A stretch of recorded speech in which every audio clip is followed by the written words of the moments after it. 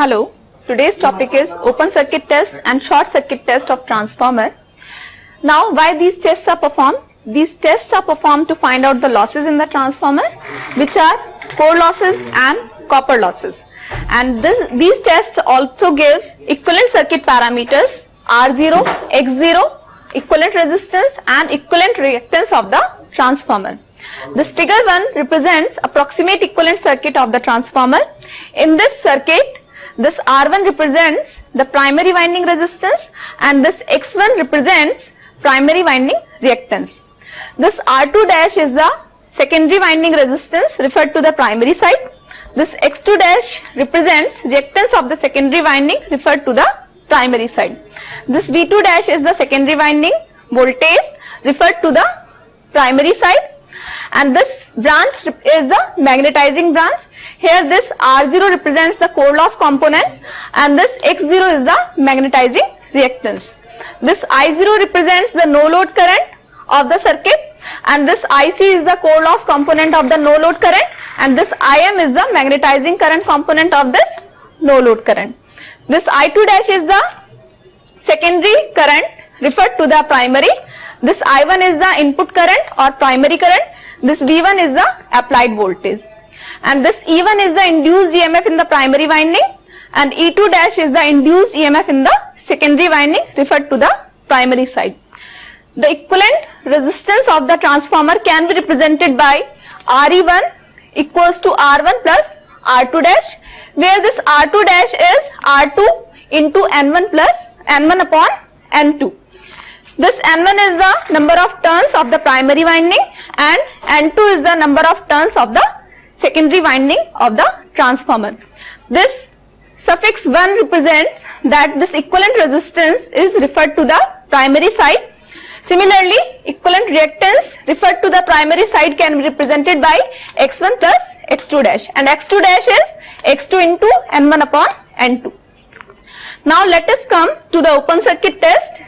This open circuit test gives us the core losses and the equivalent circuit parameters R0, X0 and the no load current component IM and IC. In this figure 2, this is the phasor diagram of the transformer on no load, where all the parameters at no load are represented in the phasor form. This phi m is the mutual flux of the transformer and theta naught is the no load power factor angle of the transformer. Now let us come to the connection diagram of the single phase transformer. This is the connection diagram of the single phase transformer to perform open circuit test. An ammeter, a wattmeter and a voltmeter is connected on any of the winding and one winding is kept open circuited. Generally, HT side is kept open circuited and all the instruments to measure the quantities are connected on the LT side. As this test is performed on the rated voltage, so it is preferred that all the instruments should be connected on the LT side, because if we connect the instruments on the ST side, the requirement of the voltage will be very high and the current, which is the no load current I0 flowing in the circuit, will be inconveniently very small. So by this arrangement we can perform this test, and with the help of this auto transformer, voltage is adjusted to the rated voltage and the parameters are noted down. The parameters which are noted are wattmeter reading represented by W0, ammeter reading represented by I0 and voltmeter reading represented by V0. After taking these observations, we can do some calculations and find out the desired parameters. So the core losses can be given by W0, which is the reading of the wattmeter, minus V0 square upon Rp minus I0 square upon R1. V0 is the no load voltage and I0 is the no load current. Here this Rp represents the resistance of the potential coil of the wattmeter, and this R1 is the resistance of the transformer of the winding which is excited. As these components are very small, so we can neglect these components and it can be assumed that the reading of the wattmeter is equal to the core losses of the transformer. So core losses of the transformer can be represented by W0, which is the wattmeter reading, and the current component of no load, which is IC, can be find out by W naught upon V naught, and IM can be find out with the help of this formula. From this phasor diagram we can see this is the relationship between the three currents. So IM will be this. Now after finding IC and IM, we can easily find R naught and X naught. R naught will be V naught upon IC. From this equivalent circuit we can see that R naught will be equals to the voltage V1 divided by the current flowing in the resistance, which is IC. Similarly, X naught will be equals to the voltage applied to this winding divided by the current.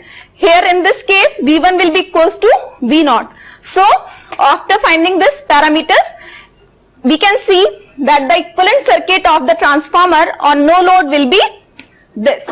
There will be no equivalent resistance and reactances, only shunt branches will be there. So this is the equivalent circuit of the transformer on no load. Now let us discuss about the short circuit test. This test gives us copper losses and equivalent resistance and reactance of the transformer. This figure represents the connections for short circuit test of a transformer. There is an ammeter, a wattmeter and a voltmeter which is connected on the HT side, and LT side of the transformer is short circuited.